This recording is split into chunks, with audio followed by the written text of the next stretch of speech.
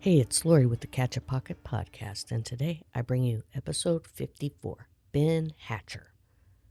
Ben is a local man, born and bred, musician, husband, friend, and has a great story to tell. At the end, stick around, he sings a song called Midwest Goodbye. Bring your tissues. It's pretty sad. He did a wonderful interview. I appreciate his time. You can always like, follow, or even just write me hate mail. I'll take it all. If you have suggestions, email me at catchapocketpodcast@gmail.com. And you can find us anywhere you can listen to a podcast. I appreciate you listening. Thank you. And here is my friend, Ben Hatcher. Enjoy it.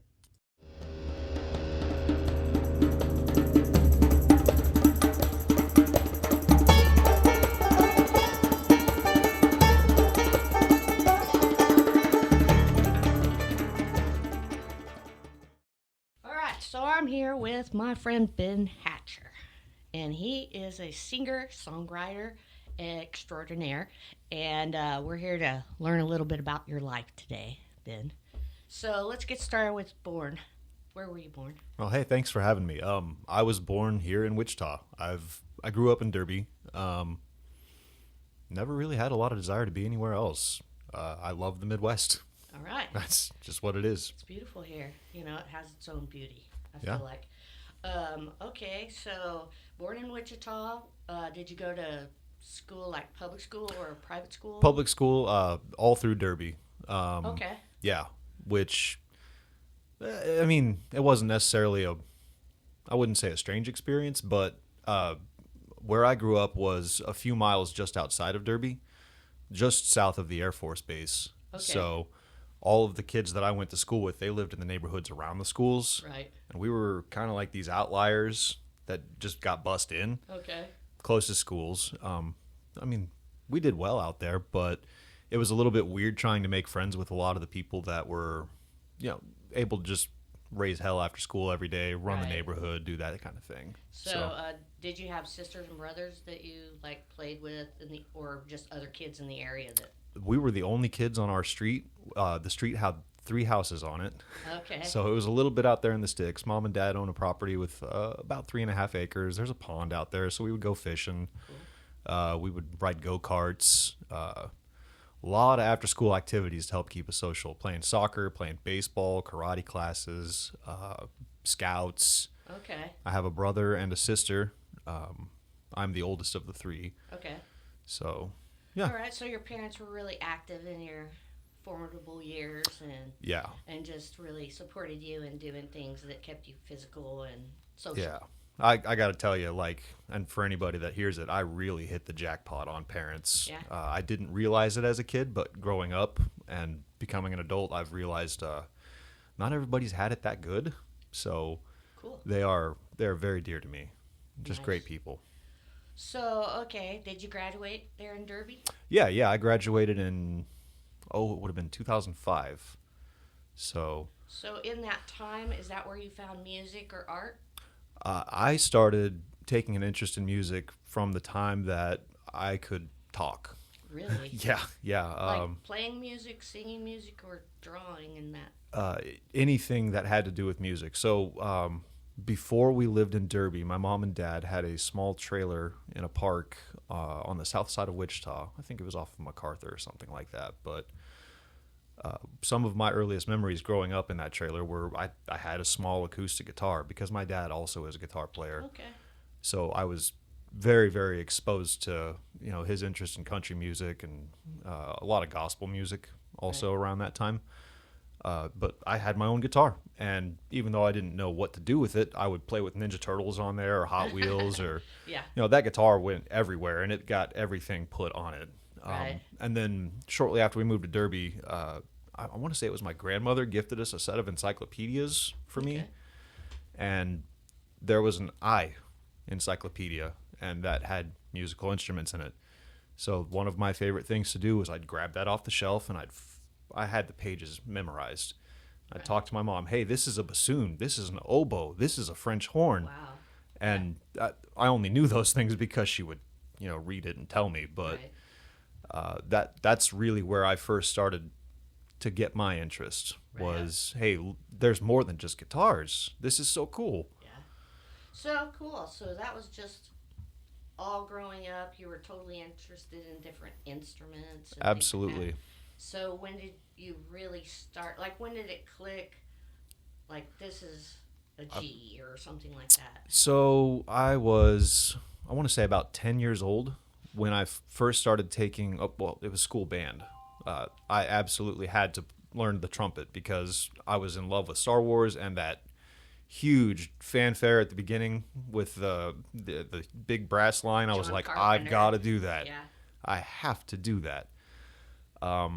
But at the same time, I've been begging my parents for years for piano lessons, and they finally caved in. They were like, okay, well, we'll get a piano, and you're going to have to practice and learn. Right. So I started in with those things, and I want to say it was about 3 or 4 months into piano lessons. I was like, this is boring. I'm not having fun. I want to quit. And my piano instructor, her name is Sherry Swaney. I think she's still down around Derby. Cool. But you still know her? Yeah, she's a great cool. lady. She's taught so many kids so many things, adults too. But Sherry, she sat me down. She was like, "Why do you want to quit?" I was like, "Well, I don't like any of the music that we're playing." She was like, "Well, what do you want to play?" I was like, "I don't know, like classical music maybe." Yeah. And she sits down and starts putting together some melodies. And she was like, "Do you like this song? Do you like this song?" And the one that clicked with me was. I guess it's kind of corny, but it was Für Elise, that Beethoven piece that everybody and their grandma has heard. Right. And she didn't have the sheet music for it, but she was like, just watch my hands and do what I do. We'll do this for half an hour, and if you still want to quit, you can quit. And I took piano lessons for 11 years. Nice. That's awesome. So, and Für Elise, that is also something that a lot of bluegrass players play, like Chris Tilley, and it's awesome, yeah. And it's such I'm a little bit of a romantic at heart, but he was always, aside from composing, he was writing letters to this woman, and right. I believe the phrase that he used was my immortal beloved or my eternal beloved, one of those, but that always really, really echoed with me. Right. One of those phrases made it into my wedding vows a few years ago with Stephanie, and I never really looked back. I started playing guitar when I was about 14. Okay. Because skateboarding was cool. Okay. But girls didn't like skateboarders that much. Yeah, they were loners. Yeah. So I was like, well, you know what? Playing the guitar, maybe I'll get some attention. And I got so into playing guitar that I never even realized when I was getting attention a few years later. Mm-hmm. So I suppose that hasn't really changed. Right, because you get focused. Definitely. I've heard this a million times probably where they started a guitar or in a band to pick up the chicks. That was it. Yeah. Yep. So did you go to college after high school? I went to Cowley County Community College for a couple of years. I didn't have any plan getting out of high school, like so many other people. Eventually, I landed on wanting to be a firefighter. Okay. So I took some EMT courses, and I went through all my clinicals and got all my testing taken care of. And then I got a job offer with Cessna, and I was like, "Oh, I can make more money and maybe not die as much." Right. And I mean, nothing but respect for the people who put their lives on the lines like that. EMS, fire, even LEO. Yeah. But having Saturdays and Sundays off is pretty nice. It sure is, not having to work every single holiday or And when the most dangerous thing is maybe the crane that's moving big parts instead of a whole building engulfed in flame and trying to make sure you're not inhaling a bunch of smoke. But oh my gosh, yes, I have such respect for those guys because they know right what they're doing too. We had a house fire down the road, maybe a few blocks away here, and it was engulfed in the front, and they, I was watching them run across the roof and cut a hole in. They knew exactly what they were doing. I thought, why are they cutting a hole in there? But it's to shut down the fire in the attic. There's a whole science to it, yeah. They know all about fire. Mm-hmm. It's amazing. They're like fire scientists.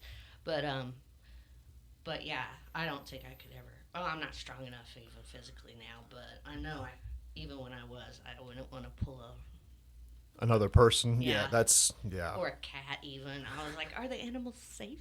That would be me. So, okay. So you're at Cessna now then, or I worked for Cessna for about 2 years before layoffs started happening. okay. I had just gotten married. My wife then, my ex-wife now, we had a son who was about a year old when I got laid off. Yeah. So it was a couple of months of me just being a stay-at-home dad, and then I started being a school bus driver for Durham School Services when they still had the transportation contract in the Wichita area. Okay. Prior to first student getting that. Right. So I did that for about a year, and then at the same time I was also working part-time for GameStop. I've always Are you a gamer?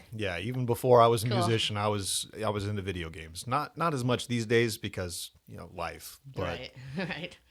yeah, that was same here. a very fun experience. I think I stayed with GameStop for about 8 or 9 years. I worked as a manager out there for quite a while. It was Yeah. the job itself not great, but the people, Yeah. wow.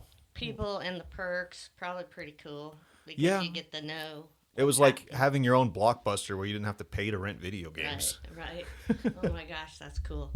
I would spend all my money on that though. I think. Okay, so let's see. You found something a little more solid after GameStop kind of quit being a thing, or So- you started. I left GameStop to work as a property manager for Target, which wow. I'm still currently doing. Oh, okay. I'm the property manager at the Maze Road store, which is going under a huge remodel right now. Wow, cool. So that's its Busy. own adventure. Yeah, but I've been doing this for probably 7, maybe 8 years now. Okay. And it was kind of funny because at GameStop, my experience was sales and management. And as a property manager, you are expected to be the handyman. Oh, really? Yeah. So you're like literally the engineer of the building? I'm a one-man team, and yeah, Wow. I handle So it could be anything at any day.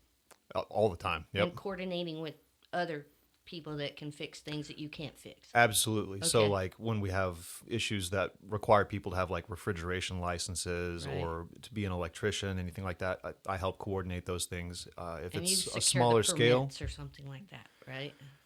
for the most part, I don't really have to worry too much about permits. Thank goodness, because that sounds like a lot of red tape. Mm-hmm. But I turn the wrench and I tell people when they need to stop abusing my equipment. Right. It's mine. It might belong to Target, but it's mine. Right.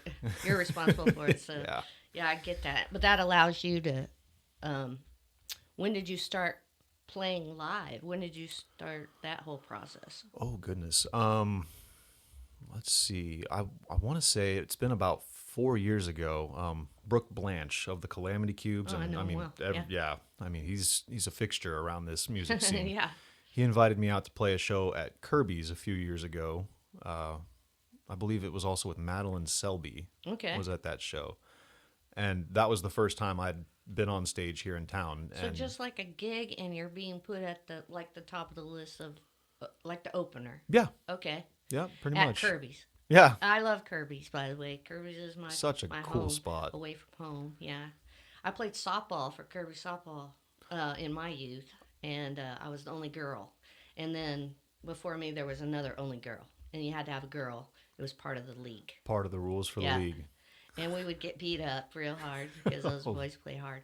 But it was fun. I never had so much fun in all my life. So I have a love for Kirby's. So.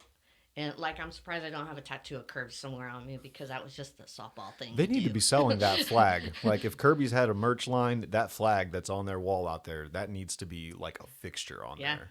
It's so cool. It's such a cool place. You should go if you haven't been. And don't touch anything and wash your hands.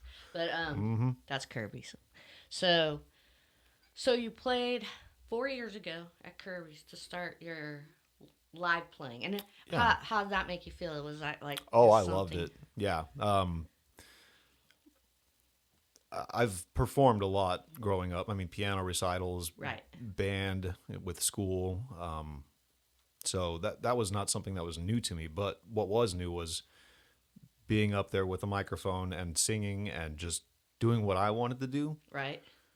And sometimes people paying attention, which like that's great. It doesn't break my heart when they're too busy enjoying their evening. Right. But You gotta having go that past that. that connection where you can catch somebody's attention just for a little bit, or you see them singing along. That's really cool. I just feed on that. Yeah. That's really cool. So, how did you meet Brooke or Annie? How did you meet Annie? so You said because you missed the skip the little piece there. I suppose I did. Yeah. It was 2017. My younger brother, he had just recently gone through a divorce. He was like, "Hey, one of the guys that I work with invited me to a bluegrass festival in Winfield." Oh, okay. I was like, "But it's March. Right. You want to go camping in March?" He was like, "Yeah, it's going to be fine." I was like, "It's going to be cold, man." I tried to find any excuse I could to get out of this, and I couldn't come up with a good one. I was like, "Well, I need to be there for my brother." So we drive down to Winfield, and I absolutely fell in love with the people there, the music that we were playing. I had never experienced anything like that. Halfway then. It was halfway. Okay. Yeah. Yep. I go to halfway. So, like, we have a little group in halfway. Were you over halfway there. to just the last, what was it, 2 weeks was. ago? I was. That's actually where I heard your name. Oh, And I okay. said, I need maybe this guy would be interested because How cool. I'm trying to pull in artists that I don't personally know. Most of the people on my show I personally have known, and but I wanted to start branching out and going outward and finding people that are willing to tell their story to a perfect stranger like me, you know? I'm so happy that you are the person that I saw on Facebook and not some like really big hairy dude who's here to like cut my fingertips off and be like, Yeah. "You're never playing again, Ben." Yeah, I don't like your second set. No, I'm not a psycho. I'm just a regular person who's just really interested in people, art, and I think Wichita has a lot to offer and a lot more than we get credit for. That's So, true. And I really like what you're doing with this because it feels like the different types of artists in our community don't really have a whole lot of overlap. Right. They separate themselves.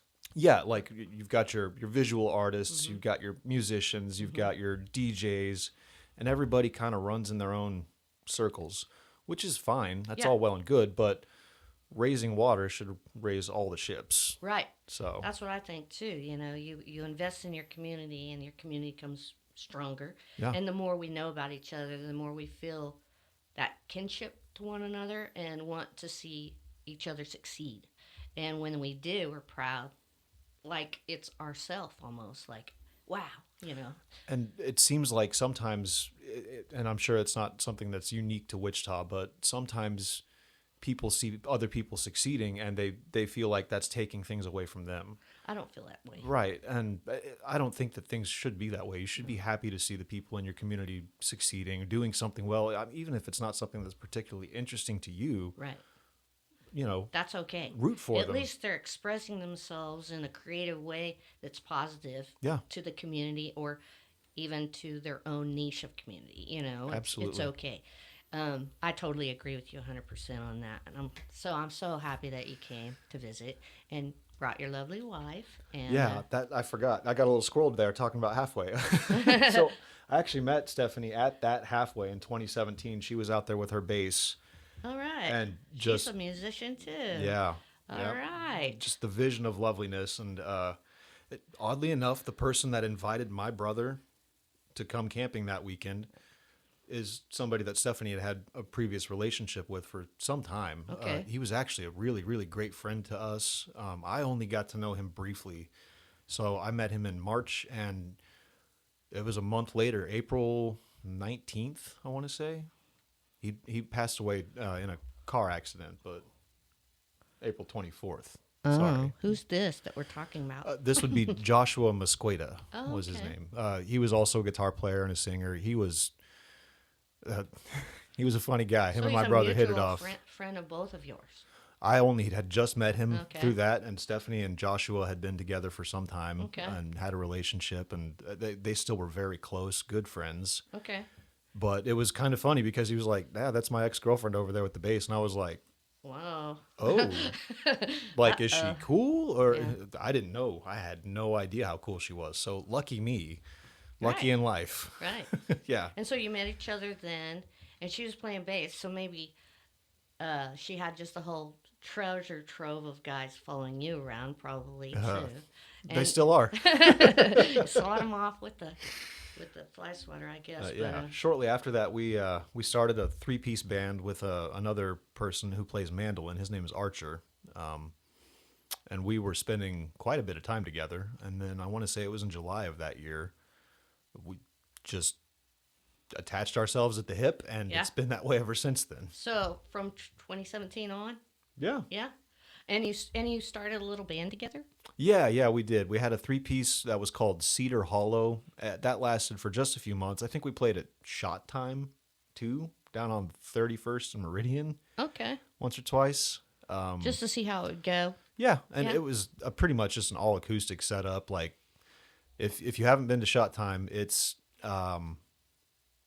a very I've never How would been I- to Shot Time. how would I describe that? 31st Meridian. I'm trying to think of this. It's over not too far from the Dillons. That's down that way. Okay, But it's not a flashy place. right. Everybody that's hanging out there drinking probably has been hanging out there drinking for the last couple of decades. Right, okay. They are very, very in tune with one another. They know each other's lives. They're friends. So they were talking through your whole gig.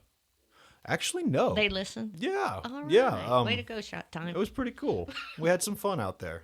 I went to Halfway and I was playing some songs, and there people were just seeing each other after half a year of not seeing each other or whatever, and they're just talking, and I'm just playing, and I'm thinking they don't hear a word I'm saying as I'm singing a song. You know what I mean? Yep. And I'm thinking, well, I'll just keep singing it. Who cares? If I can get them to stop talking, it's really good.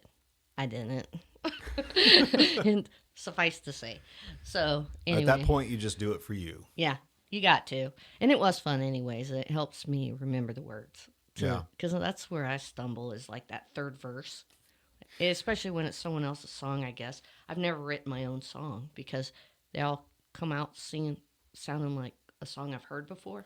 I know exactly what you mean. And it Yeah. bothers me and I won't do it. I'm like, no, that's bad. Next. Anyway. So do you write your own music? I do. I do a lot more covers than I do originals, but of late I've really been dialing that in, just trying to make myself write a little bit at a time every day. That's in good. in the practice. past, the only time that I would write was when my life was just absolute chaos.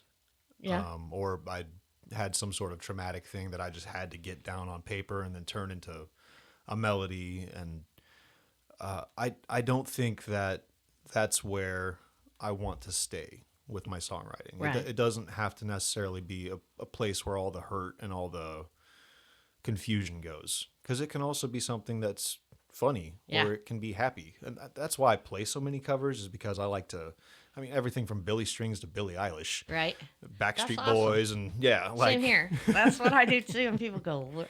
I don't know this song." like You did know? that guy just play Britney Spears? Yes, he did. I think it's cool. And when I do Instagram, when I'm seeing people cover something, I just saw a group of kids at Harvard or something do the Law and Order song with all the, yeah. Oh, and they wow. did it like in their dorm room. And Oh, there was cool. like 7 of them or something in there doing different instruments. It sounded just like it. So dang, that's creative to me. I'm sorry, but when you're sitting there like, let's do Law and Order, you know, and they all get together and do it, I'm like, Pick your that's favorite cool. TV show theme song, guys. Yeah. Well, we thought about at work doing, you know, Christmas caroling, doing that with all the TV shows instead, going to people's doors and singing like, Moving on up. yeah, the Brady Bunch, you know, all of us. Because we figured we would remember the words, because everybody remembers every word of your favorite TV shows. Yeah. The Facts of Life and such. All right, so let's see. Now we're to the part where you're writing your songs and Yeah. doing things. So, well, let's see here. As far as still getting out and about and playing, so after that show with Brooke some years ago, I ran into another local musician by the name of Thomas Binney, and Thomas and I clicked instantly. So anytime Thomas would have a gig lined up, he'd say, "Hey, man, do you want to come and sit in with me? I'll kick you the tip money or whatever. We'll work out an arrangement." And then we'd also just play at home or at whatever festival that we could get together at. And through that, I started to get more of a feel for being in public, trying to cultivate a little bit of a stage presence. Sure. I'm still working on that quite a bit. Yeah. But Forever. I really like making people either laugh a lot or really deeply uncomfortable because Nice. then I get to laugh about it. Yeah. You can talk about it later. Yeah. I just played at Mort's last Thursday with Thomas. And we have not been playing together as much of late, but I want to say I was playing a Backstreet Boys song, and there was one guy out there in the crowd who was kind of like, "Ugh," and I was just giving him those eyes. Like I stopped at one point and pointed at him like I was singing just to him.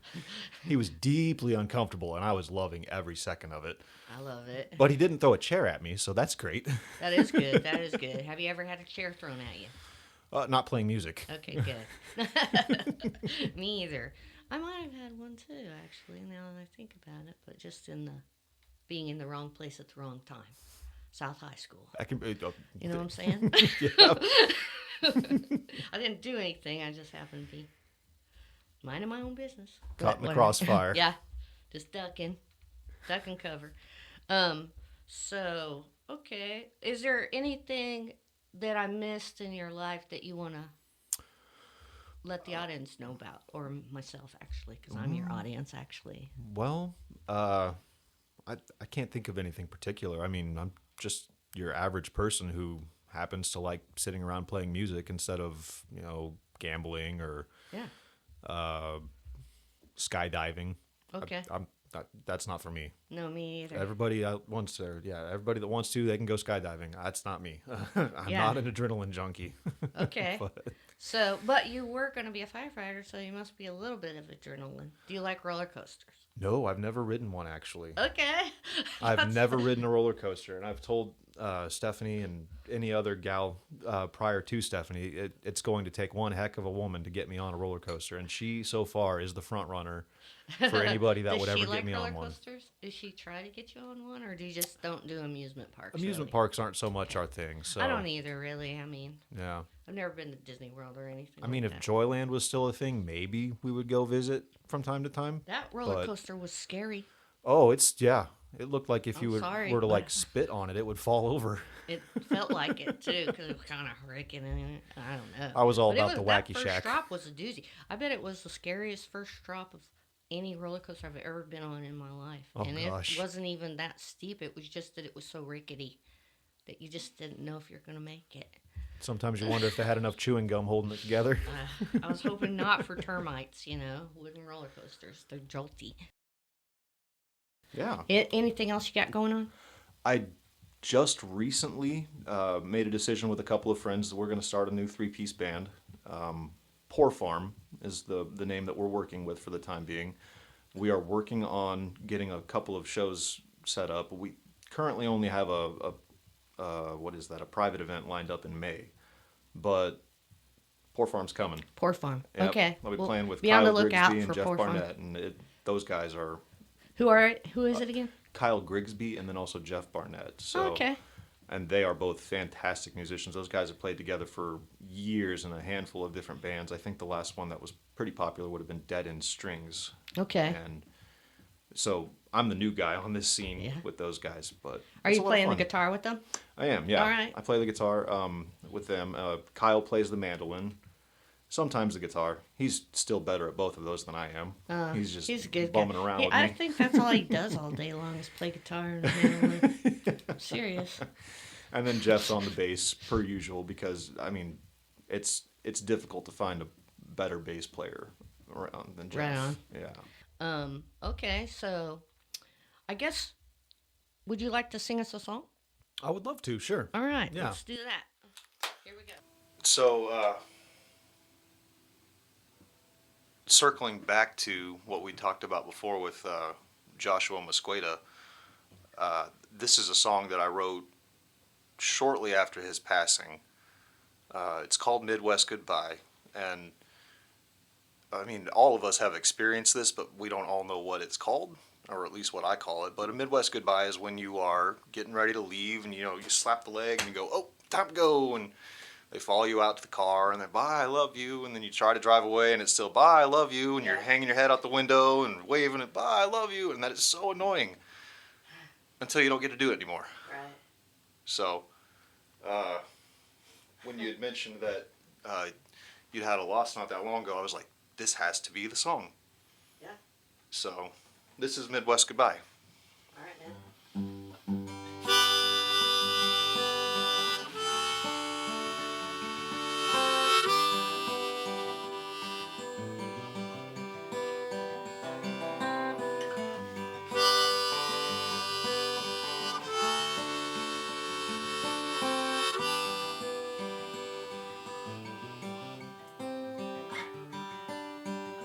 We've missed you so much since you've gone, with months as short as days are long. Your voice will echo in our minds longer than a Midwest goodbye. And we'll gather beneath the branches of the tall pecan grove trees, lift our spirits and lick our wounds, where we'll carry on or just limp along together, not missing anything, just missing you.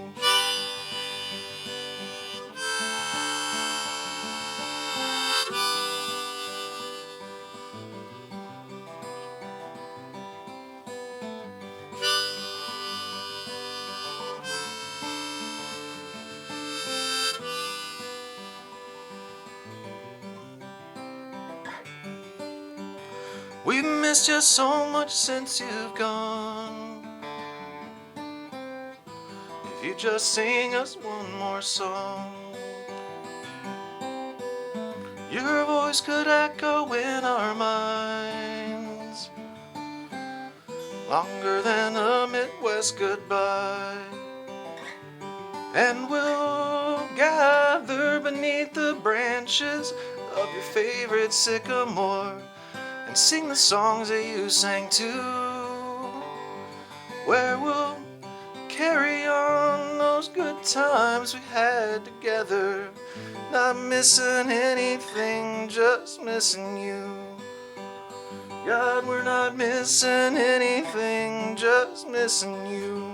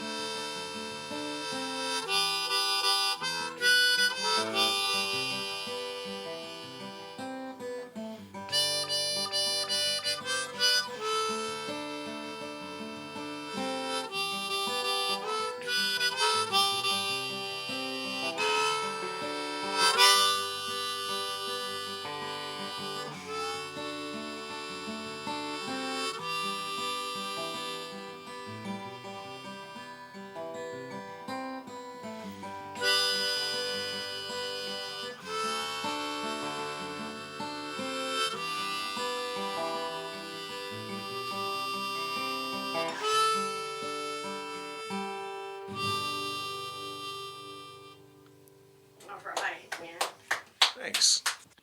So, on the Catch a Pocket podcast, I always ask people a story of inspiration that they could tell someone else that would help them through whatever they need inspiration for, and or me, or just something that they themselves were inspired by. And you can think about it for a minute if you want to, but it's just something that I think it helps other people to know that they're not alone, or maybe they need a little pep talk. So I'm thinking more of a person, I think, because I've got 100 stories about this person. But on my dad's side of the family, he had an uncle named Joe, so that would be my great Uncle Joe. But I mean, we all just called him Uncle Joe growing up. The textbook definition of a West Virginia hillbilly, living down in Oklahoma. He served in NAM, had a hard life, and he was the most whimsical person I've ever known. He taught me how to fish. He used to take us out and scout some of his different hunting spots when we were kids. There's one time he took us fishing, and then he taught us how to clean fish. So that was to spare some of the details, a pretty traumatic experience. And then we had fish for dinner that night, but not the fish that we had just caught and cleaned. We had the old stuck in the freezer fish. Oh, no. And he was not the greatest cook, bless his heart. He basically served up fried, breaded catfish sushi balls. And I've not eaten fish again since then. But Wow. yeah. Wow. You got to try something better, buddy. Oh yeah, yeah. It was pretty awful. Sounds But terrible. what I really miss about my Uncle Joe was he would always, it didn't matter what we were doing, he was making up a song about Okay. whatever we were doing or whatever he was looking at. And when I was a kid, I didn't understand just how difficult his life had been. But I think about him, and it does inspire me, because yes, things can be bad, but it's up to you what you're going to do with it. Nobody chooses what kind of hand they're dealt. You just have to decide what you're going to play. Or sing, in his case. Right. Yeah, and I miss him dearly, and I will always adore him. But I hope somebody out there also has an Uncle Joe in their life. Somebody that brings that sense of whimsy, that joy, regardless of what their situation has been. So if you can be that person, you should try to. And if you can't, well, then try to look for one. Awesome, man. Yeah. Well, thanks so much. And, man, I can't tell you enough how honored I am to have you guys come over and share your story. Thank you so much for inviting us. Yeah, this has been great. I hope to get this started again and, invite people to be creative and support one another. So I love it. thanks so much, Ben. Yeah, thank you. And Annie for coming by. All right.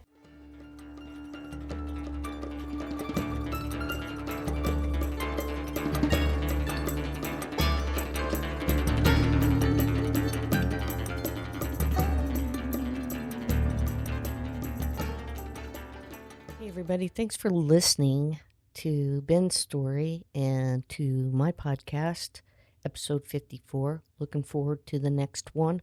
If you want to tell your story to me, just reach out. Any platform is fine. You can get me on Instagram, Facebook, YouTube, and anywhere you can listen to your podcast. Appreciate you. Have a great day, evening, whatever it takes you to get by. I'm here. We're here to support you and say that, thank you for catching a pocket you can be proud of.